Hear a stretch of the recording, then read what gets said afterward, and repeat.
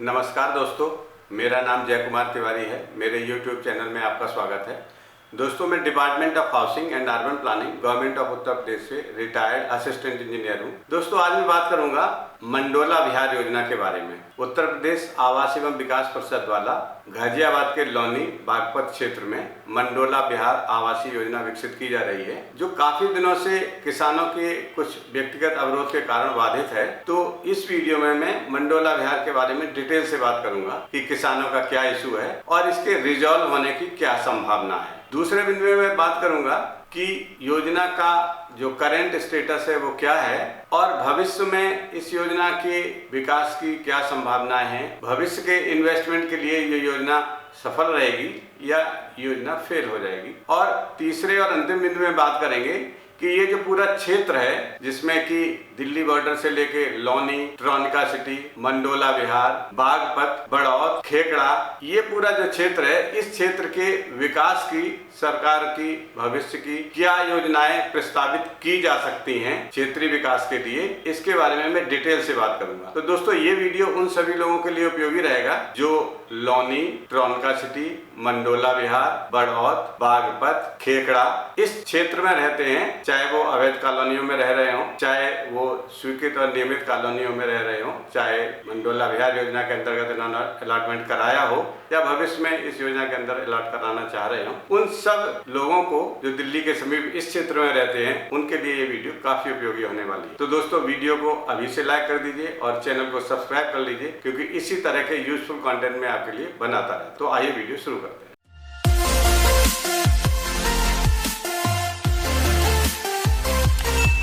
दोस्तों, हमारे एक व्यूअर हैं जिनका नाम है आशीष थपलियाल जी और ये वैशाली गाजियाबाद में रहते हैं। इन्होंने मंडोला विहार योजना में अपना कोई प्रॉपर्टी बुक कराई थी और जो इनको अलॉट हो गई है, लेकिन उसका कब्जा इनको नहीं मिल पाया है। तो इन्होंने हमको व्हाट्सएप पर एक मैसेज दिया था कि सर, आप हमें मंडोला विहार योजना के भविष्य के बारे में बताएं कि किसानों का क्या इशू है, क्या ये रिजॉल्व होगा या नहीं होगा, और भविष्य में ये हमारा जो इन्वेस्टमेंट है या इसी तरह जो और लोगों ने इन्वेस्ट किया है इस मंडोला विहार योजना में, उनके लिए ये इन्वेस्टमेंट सही साबित होगा या योजना फेल हो जाएगी, इसके बारे में आप डिटेल वीडियो बना दें। क्योंकि उन्होंने मेरा इससे पहले जो वीडियो था लौनी के बारे में कि लौनी में जो लोगों ने अनधिकृत कॉलोनी में प्लॉट खरीद रखे हैं उनका क्या भविष्य है, वो वीडियो देखा था। उस वीडियो से उनको कुछ प्रेरणा मिली और उन्होंने हमें अपने व्हाट्सएप से हमें ये मैसेज भेजा था इस पर मंडोला विहार योजना के ऊपर एक वीडियो बनाने के लिए। तो उसी क्रम में मैं ये वीडियो आपके सामने रख रहा हूँ। अगर आप लौनी क्षेत्र के बारे में और ट्रोनिका सिटी क्षेत्र के बारे में डिटेल से जानना चाहते हैं तो हमारा ये पुराना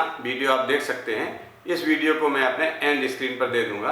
तो दोस्तों, अब बिंदु संख्या 1 के बारे में जानते हैं कि मंडोला विहार योजना में किसानों का क्या इशू है और इसके रिजॉल्व होने की क्या संभावना है। तो दोस्तों, इस संबंध में मैंने हमारे जो उत्तर प्रदेश आवास एवं विकास परिषद में हमारे कुछ कोलीग्स हैं, कुछ हमारे क्लास फेलो भी हैं जो अभी वहाँ उच्च पदों पर तैनात हैं। उनमें से कुछ लोग जो उत्तर प्रदेश आवास विकास परिषद में पहले तैनात थे, रिटायर भी हो गए हैं। तो मैंने वर्तमान में जो उत्तर प्रदेश आवास एवं विकास परिषद में उच्च पद पर तैनात अधिकारी हैं, जो हमारे क्लास फेलो भी रहे हैं, उससे मंडोला विहार योजना के बारे में डिटेल से बात की है। तो इस वीडियो में मैं उनकी रिकॉर्डिंग भी आपको सुनाऊंगा कि उत्तर प्रदेश आवास एवं विकास परिषद की इस मंडोला विहार योजना किसान से संबंधित जो इश्यूज हैं उनको रिजॉल्व करने की क्या योजना है और इसका क्या भविष्य है। लेकिन उनकी रिकॉर्डिंग सुनाने से पहले मैं आपको अपने तरीके से संक्षेप में किसानों का क्या इशू है ये बताने की कोशिश करता हूं, ताकि आपको जब उनकी रिकॉर्डिंग सुनने को मिले तो आप आसानी से मामले को समझ पाएं। दोस्तों,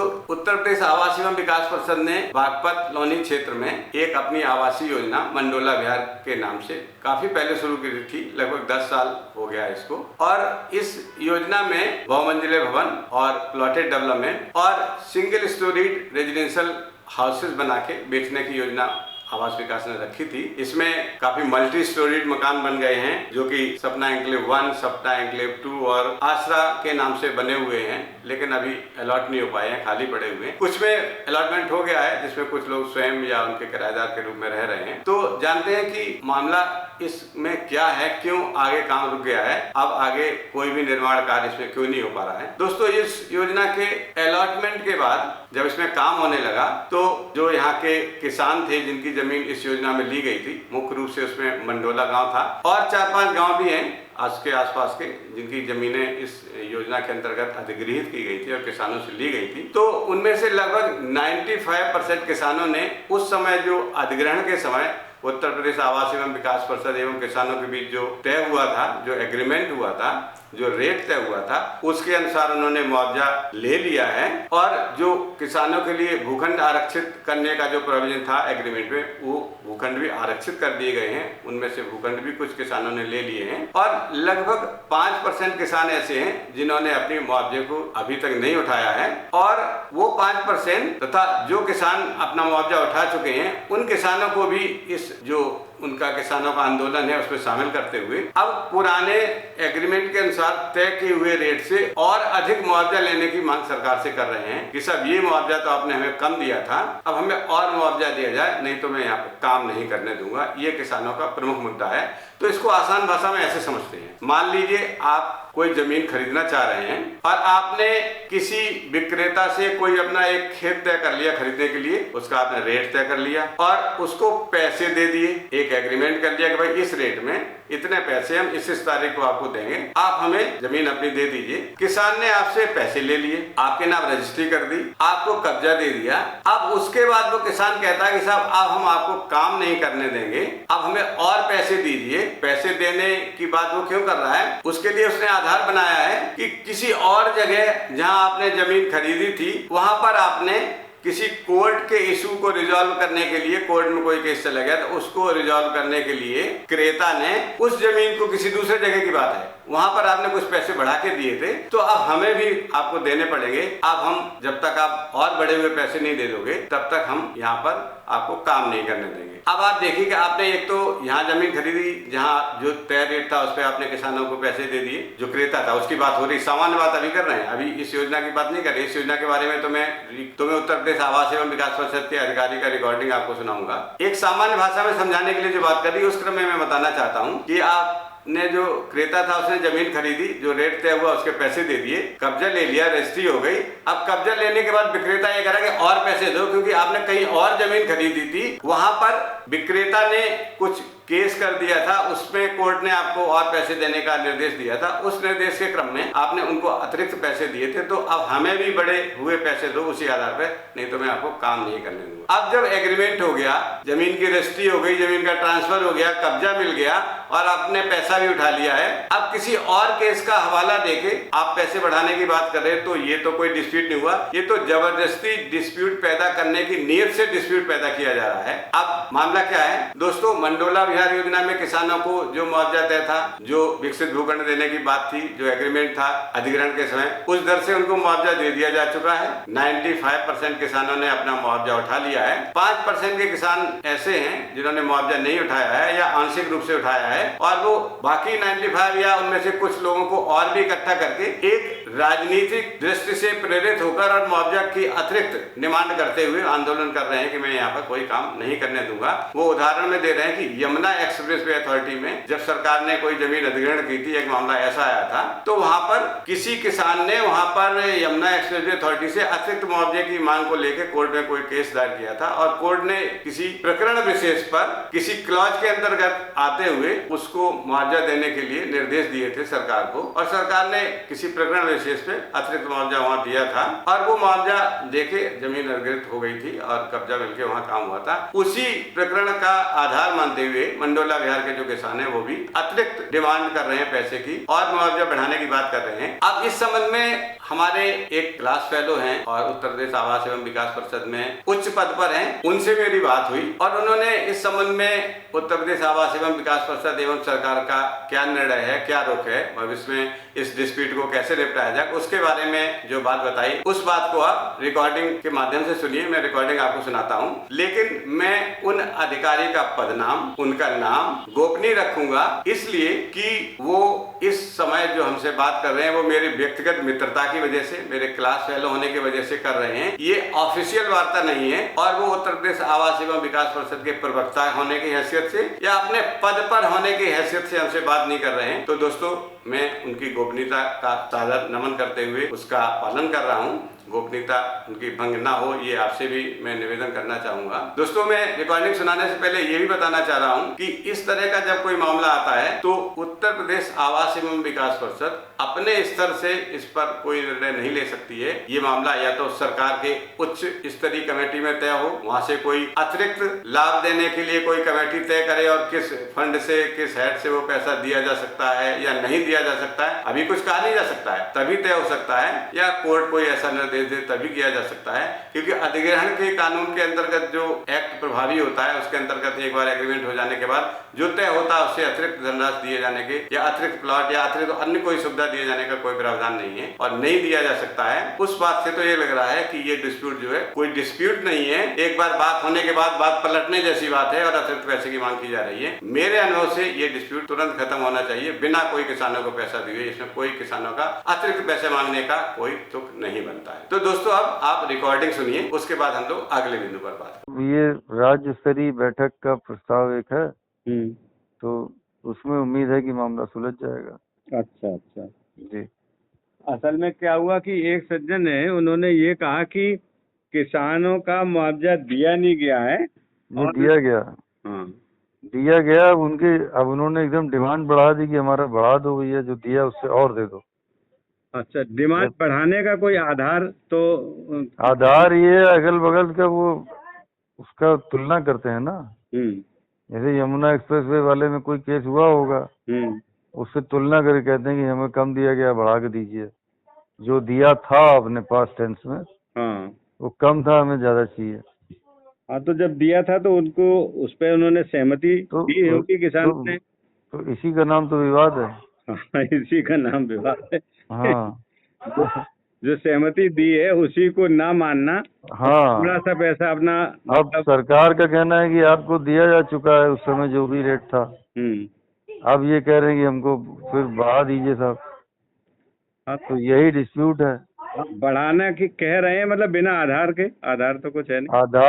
आधार ये है कि कहीं यमुना एक्सप्रेस वे वगैरह का उदाहरण देते हैं, वो कोर्ट ने उनके किसी मामले में कुछ कहा होगा, वहाँ कुछ लोगों को बढ़ाया गया होगा, तो वही एग्जाम्पल देते हैं। तो इधर अपने स्तर से आवास विकास कैसे निर्णय ले लेगा। तो अब शासन स्तर पे कुछ एक समिति बनेगी, उस पे उन लोगों के साथ वार्ता होगी, तो हाई लेवल पे जब होगा वहीं से विवाद का समाधान होने की उम्मीद है। अच्छा, और बहुत सारे मकान जो बने खड़े हुए हैं मल्टी स्टोरीड में, कई बिल्डिंग्स ऐसी हैं जो देख रही हैं और वहाँ लोग रह नहीं रहे हैं, अलॉटमेंट नहीं हो पाए हैं। तो पूरे नहीं हुए हैं ना। हाँ, निर्माण पूरा नहीं हुआ उनका। पूरा नहीं हुआ है, पूरा इन ऑल रिस्पेक्ट होना चाहिए ना, जैसे अप्रोच रोड हो, ये हो, वो हो। हाँ, मतलब पूरा जब होगा, जब कंप्लीशन सर्टिफिकेट वो होने नहीं देते ना काम। बीच बीच में आके कहीं जिंदा कब्रें खोद के बैठ जाते हैं, कभी कुछ करते हैं, वहाँ वाले मारपीट होती है, कभी कुछ होता है, लॉ एंड ऑर्डर की समस्या हो जाती है, तो उसकी वजह से काम रुक जाता है। कभी पुलिस लगती है, कभी हटती है, कभी लगती है, ऐसे चल रहा है। यहाँ भी वैसे बहुत मकान बने हुए हैं मेरे ख्याल, इतने तो अलॉट भी होने नहीं, अलॉट तो यार जब पूरे होंगे तब होंगे ना। हाँ, जब काम ही नहीं पूरा होने देते हो। हाँ, तो और यहाँ पे प्लॉटेड डेवलपमेंट करने की योजना भी होगी, बहुत सारी जमीन तो खाली पड़ी हुई है। प्लॉटेड डेवलपमेंट की तो योजना कम है। अच्छा, उम्मीद कम है, उसमें होगा तो बनेंगे तो फ्लैट ही। अच्छा, और ये मतलब जो बिल्टअप मकान है ये सब भी बनेंगे। ये सब बनेंगे, इसी में तो किसान दिक्कत कर रहे हैं ना, काम होने कहाँ देते हैं। हाँ, तो 6 साल से ऐसे ही चल रहा है। हाँ, अब तो वैसे 6 साल हो गए ना। हाँ, अब उसके पास ट्रॉनिका सिटी है और पीछे सोनिया बिहार से होके वजीराबाद तक, वहाँ सिग्नेचर जो ब्रिज बन रहा है यमुना पे, वहाँ तक कनेक्टिविटी पीछे की तरफ से भी है। अगर डेवलप हो गया तो योजना बहुत अच्छी होने की नहीं, तो वो अब शासन स्तर पे जो उच्च स्तरीय बैठक प्रस्तावित है, हाँ, अब उसमें अगर पॉजिटिव नतीजा आएगा तो जो आप कह रहे हैं वो सब होगा। उम्मीद करते हैं कि उसमें मामला सुलझ जाएगा। अच्छा, तो मतलब ये कि अगर हम एक सेंटेंस में आपसे समझना चाहें कि जो वहाँ अलॉटीज हैं पहले से, उनको ये लग रहा है कि हम गलत निर्णय लेके यहाँ फंस गए हैं, तो उनको अब थोड़ा आशा रखनी चाहिए। हाँ बिल्कुल आशा रखनी चाहिए। उम्मीद है कि राज्य स्तरीय जो वो होगी, हाँ बैठक होगी, उसमें विवाद सुलझ जाने की उम्मीद है। हाँ, लोकेशन के हिसाब से, क्वालिटी के हिसाब से, और जो लैंड का पार्सल है इतना बड़ा है, उस हिसाब से प्लानिंग बहुत अच्छी है। तो नहीं, इसका प्लानिंग भविष्य बहुत तो अच्छी है। बीच में किसान आ गए तो झंझट हो गया। अभी जब सुलझ जाएगा तो फिर हाँ सीट और पकड़ जाएगा। हाँ, और दिल्ली के इतना नजदीक है, कनेक्टिविटी अब दिल्ली नहीं, लोकेशन तो बहुत ही शानदार है, लोकेशन बहुत शानदार है। बस मामला सुलझा तो सब बिल्कुल ठीक ठाक हो जाएगा। हाँ, तो मतलब संदेश यही है, जो एलर्टीज हैं उनको चिंता करने की जरूरत नहीं है, भविष्य इसका अच्छा होने वाला है। भविष्य बहुत अच्छा है। हाँ, क्योंकि जी। अगर हम बात करें अब नोएडा सरकार ने ठान ली है कि विवाद का समाधान निकाला जाए, हाँ, इसीलिए उच्च स्तरीय बैठक की तैयारी हो रही है। अच्छा जी। चलिए, तो फिर अब टॉप लेवल पे होगा तो फिर उम्मीद करते हैं कि निकलेगा, हाँ है ना। जी चलिए, जी। Thank you. ठीक है, नमस्कार। नमस्कार। तो दोस्तों, रिकॉर्डिंग में आपने ये सुना कि उत्तर प्रदेश आवास एवं विकास परिषद के उच्च स्तरीय अधिकारियों तक ये डिस्प्यूट लगभग 6 सालों से चल रहा है और अब उसकी स्टेज ये आ गई है कि सरकार को इसमें इन्वॉल्व होने पड़ रहा है और सरकार इसमें एक उच्च स्तरीय समिति गठित कर सकती है निकट भविष्य में और इस डिस्प्यूट को किसानों के साथ वार्ता करके बैठ के निपटाने की योजना बना सकती है। अब उस योजना में क्या होगा ये तो भविष्य बताएगा। इस समिति में जब बैठक होगी उसमें निर्णय लिया जाएगा तो उस समय तय होगा। मैं इसके बारे में, उस निर्णय के बारे में कुछ नहीं कह सकता हूं कि क्या हो सकता है, लेकिन ये जरूर कह सकता हूं कि जब ये समिति बैठेगी और किसानों को बुला के बात की जाएगी तो ये वार्ता अंतिम हो सकती है और ये डिस्प्यूट को हर हाल में तय कर लिया जा सकता है। ये मेरा अनुमान है कि ये डिस्प्यूट इस बैठक के बाद आगे नहीं चलेगा। सरकार ने ये ठान लिया है कि इस डिस्प्यूट को अंत कर देना है, क्योंकि सरकार की उत्तर प्रदेश आवास एवं विकास परिषद की कई अरब की योजना ये लंबित चल रही है बहुत दिनों से। और इस योजना के लंबित होने की ही बात नहीं है, इस योजना के लंबित होने की वजह से लौनी, बागपत, बड़ौत, खेखड़ा, ट्रॉनिका सिटी और इतने सारे एनसीआर के क्षेत्र में, पूरे क्षेत्र में लोगों का जो इन्वेस्टमेंट की सोच है वो उसका स्तर गिरा है। लोगों में विश्वास की कमी आई है योजना के प्रति और सरकार के प्रति, और इससे लौनी क्षेत्र में, बागपत, बड़ौत और खेखड़ा क्षेत्र में अवैध कॉलोनियों का जो प्रचलन है वो बड़ा है। काफी बड़ी क्षेत्र में अवैध कॉलोनियां बनाई जा रही हैं, जिस पर भी सरकार अंकुश लगाने चाह रही है और इसलिए भी इस प्रकरण का निपटारा सरकार अब जो उच्च स्तरीय समिति की बैठक होने वाली है इस पर जरूर करेगी। सरकार ने ये ठान लिया है, इसका निर्णय करना ही करना है। लेकिन मैं आपसे अपने व्यूअर्स के माध्यम से ये इस क्षेत्र में जो अवैध कॉलोनी जो बिल्डर्स काट रहे हैं, जो डेवलपर्स काट रहे हैं, अवैध प्लॉटिंग करके अवैध प्लॉट बेच रहे हैं, या जो हमारे क्रेता, जो पब्लिक वहाँ प्लॉट खरीद रही है अवैध कॉलोनीज में, उनसे मेरा विनम्र अनुरोध है कि अवैध कॉलोनी के अंदर प्लॉट्स बिल्कुल भी ना खरीदें और बिल्डर्स इस तरह की क्रिया से इन्वॉल्व होना बंद कर दें। अब ये जो सरकार है, ये जो समय है, पूरे प्रदेश में कहीं भी भू माफियाओं के खिलाफ या वैसे भी जो आतंकवादी या माफिया उनके खिलाफ सरकार जीरो टॉलरेंस की नीति पर काम कर रही है। भविष्य में प्रदेश में अवैध कॉलोनियों का प्रचलन पूरी तरह से बंद होने वाला है, ये आप मान लीजिए। इसके लिए चाहे सरकार को कोई पॉलिसी लानी पड़े या शक्ति दिखानी पड़े, नियम तो आज भी बने हुए हैं, उनमें शक्ति नहीं हो पा रही है, तो चाहे जो तरीका अपनाना पड़े, अवैध कॉलोनी का भविष्य पूरी तरह खतरे में है और बिल्डर्स को अपनी सोच बदलनी पड़ेगी। लेआउट पास कराइए, लैंड यूज के अंदर जमीन खरीदिए और आराम से बेचिए, प्रॉफिट कमाइए, अच्छी कंपनी बनाइए, अच्छा ब्रांड बनाइए, आराम से बेचिए, क्या प्रॉब्लम है। अवैध निर्माणकर्ताओं से और अवैध निर्माण में जो क्रेता खरीदते हैं कॉलोनी, अवैध कॉलोनियों में जो प्लॉट खरीदते हैं, उनसे मेरा विनम्र करबद्ध निवेदन है कि अवैध कॉलोनियों में प्लॉट खरीद के अवैध कॉलोनाइजर्स को बढ़ावा ना दें, अन्यथा भविष्य में लौनी क्षेत्र की विशेष रूप से बात करें, बड़ी संख्या में अवैध कॉलोनी का ध्वस्तीकरण किया जा सकता है, सरकार का ऐसा मन बन सकता है। तो अभी भी जो खरीदने वाले हैं या अवैध कॉलोनी काटने वाले बिल्डर्स हैं, वो भविष्य में इस बात को ध्यान में रखते हुए अपनी कार्रवाई करें और किसी भी तरह अवैध कॉलोनी को प्रेरित ना करें, उसका उत्साहवर्धन ना करें और क्रेता वहां खरीदे ना, जिससे कि बिल्डर्स आगे और अवैध कॉलोनी काटने में अपने को इन्वॉल्व कर पाए। दोस्तों, बिंदु संख्या 2 पर बात करते हैं कि योजना का करंट स्टेटस क्या है और भविष्य में योजना के लिए कैसे विकास होगा, क्या सरकार की योजना है, यहाँ पर इन्वेस्ट करना भविष्य के लिए अच्छा है या योजना फेल होगी। दोस्तों, जैसा कि हमने अभी बिंदु संख्या 1 में बात करी थी कि एक उच्च स्तरीय समिति अब किसानों के इश्यूज पर बात करने वाली है, एक समिति का गठन होने वाला है जो राज्य स्तर पर इसका समिति बैठेगी और किसानों को भी बुलाया जाएगा, वो उसका हल करेगी। तो आज जो स्टेटस है इस मंडोला विहार कॉलोनी का, मंडोला विहार योजना का, वो ये है कि किसानों के आंदोलन की वजह से सारे जो वर्क हैं, सारे जो काम है निर्माण के, वो बंद हो गए हैं और एक तरह से देखने में ऐसा लगता है कि ये योजना फेल हो सकती है, लेकिन भविष्य इसका बहुत अच्छा है, क्योंकि अब जो बैठक किसानों के साथ उच्च स्तरीय सरकार के साथ होने वाली है उसमें ये मामला पूरी तरह निपट जाने की संभावना है। और जब ये मामला निपट जाएगा तो इसमें जो पूरा क्षेत्र है, जिसमें कि लौनी, ट्रोनिका सिटी, बागपत, मंडोला बिहार, बड़ौत, खेखड़ा, इस पूरे क्षेत्र में क्षेत्रीय विकास परियोजनाएं भी सरकार साथ में लाने की संभावना है। मैं पूरे प्रमाण के साथ या आधिकारिक रूप से ये नहीं कह सकता हूं कि योजनाएं जरूर आएंगी, लेकिन सरकार का ऐसा मन है, ऐसा मेरा अनुभव कहता है कि जैसे इशू रिजॉल्व हो जाएगा, इस योजना को विकसित करने के लिए सरकार पूरे इस क्षेत्र में, जिसका अभी हमने वर्णन किया, लौनी, मंडोला बिहार, ट्रोनिका सिटी, बागपत, खेखड़ा और बड़ौत के पूरे क्षेत्रीय विकास की परियोजनाएं आएंगी और इस मंडोला बिहार योजना का भविष्य बहुत ही अच्छा होने वाला है।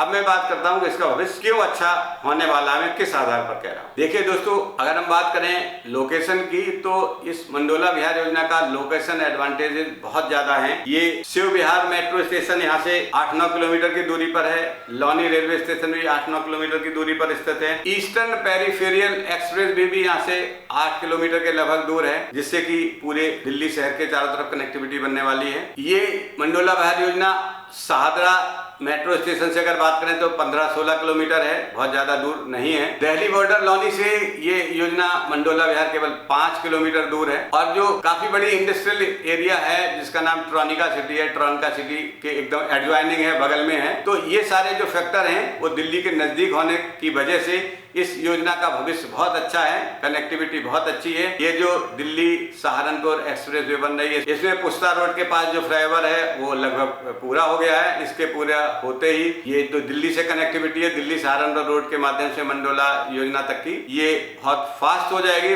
20 से 25 मिनट पे आप दिल्ली से मंडोला बिहार योजना तक, बागपत तक पहुंच सकते हैं। इसके अलावा बुराड़ी से दिल्ली की तरफ से आने पर ये योजना अगर सोनिया बिहार की तरफ से आए तो इस योजना तक 5 से 10 मिनट के अंदर पहुंचा जा सकता है। दोस्तों, अभी भी मंडोला बिहार योजना के अंतर्गत पीछे की तरफ एक 60 मीटर चौड़ी मास्टर प्लान रोड प्रस्तावित है। मंडोला बिहार योजना के अंतर्गत ये जो 60 मीटर चौड़ी मास्टर प्लान रोड है, इस रोड के बन जाने से योजना के अंदर से सोनिया विहार दिल्ली होते हुए बुराड़ी तक और सिग्नेचर ब्रिज तक आसानी से पहुंचा जा सकता है। इसी तरह अक्षरधाम की तरफ से भी जो एक्सप्रेस वे आ रही है उसकी कनेक्टिविटी भी काफी अच्छी है। और अगर हम बात करें तो गाजियाबाद से मेट्रो लाइन से भी हिंडन एयरपोर्ट तक नई मेट्रो लाइन बिछने की संभावना है। उस मेट्रो लाइन से हिंडन एयरपोर्ट तक भी एक नई मेट्रो लाइन बिछने की संभावना है। और ये मेट्रो लाइन सिर्फ हिंडन एयरपोर्ट तक ही नहीं रहेगी, ये मेट्रो लाइन आगे लौनी से दिल्ली सहारनपुर रोड को टच करेगी और यहाँ से फिर ये मंडोला विहार होते हुए खेखड़ा और बागपत तक भी प्रस्तावित की जा सकती है।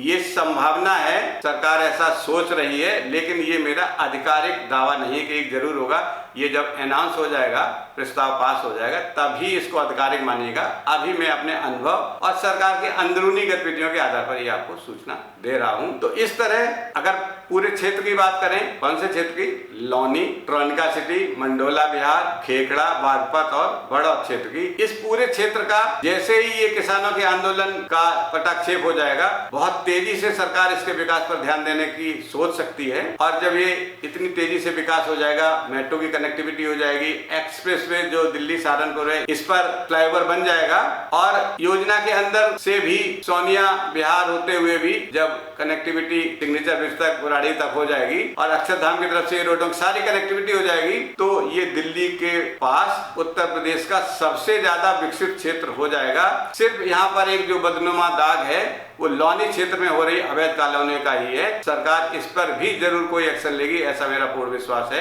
और ये क्षेत्र भविष्य के लिए, इन्वेस्टमेंट के लिए, या जिन लोगों ने आज इसमें इन्वेस्ट कर रखा है, प्रॉपर्टीज ले रखी है मंडोला विहार योजना में, उनको कोई घबराने की जरूरत नहीं है। भविष्य बहुत अच्छा है। आगे निकट 2 या 3 सालों में ही आपको योजना पूरी तरह से बदली हुई दिखाई पड़ेगी और ये क्षेत्रीय विकास की परियोजना भी आपको काम करती हुई दिखाई पड़ सकती है। इन सब में भी काम किया जा सकता है, ये मेरा अनुभव कहता है और सरकार की गतिविधियों से ऐसा प्रतीत होता है, लेकिन ये कोई आधिकारिक सूचना आज इसको ना माना जाए। तो दोस्तों, मेरा आपसे अनुरोध है कि इस वीडियो को ज्यादा से ज्यादा शेयर करें ताकि एनसीआर के इस रीजन में, जहां पर लौनी, ट्रोनिका सिटी, मंडोला विहार, खेखड़ा, बड़ौत, बागपत और मेरठ तक के लोग प्रभावित होते हैं और काफी लोग दिल्ली आने के लिए यहाँ रहना चाहते हैं, उनके लिए ये काफी उपयोगी वीडियो है, उनके काफी काम आ सकता है और इसको देखकर वो अपने भविष्य के आवास की, भविष्य के रहने की योजनाएं बना सकते हैं। तो ज्यादा से ज्यादा इसको शेयर करिए ताकि ज्यादा से ज्यादा लोग इसको लाभ उठा पाएं। और आपसे ये अनुरोध है कि इस चैनल को सब्सक्राइब जरूर करिए ताकि मेरा उत्साहवर्धन होता रहे। ये सूचना के साथ ये वीडियो यहीं समाप्त होता है। नमस्कार।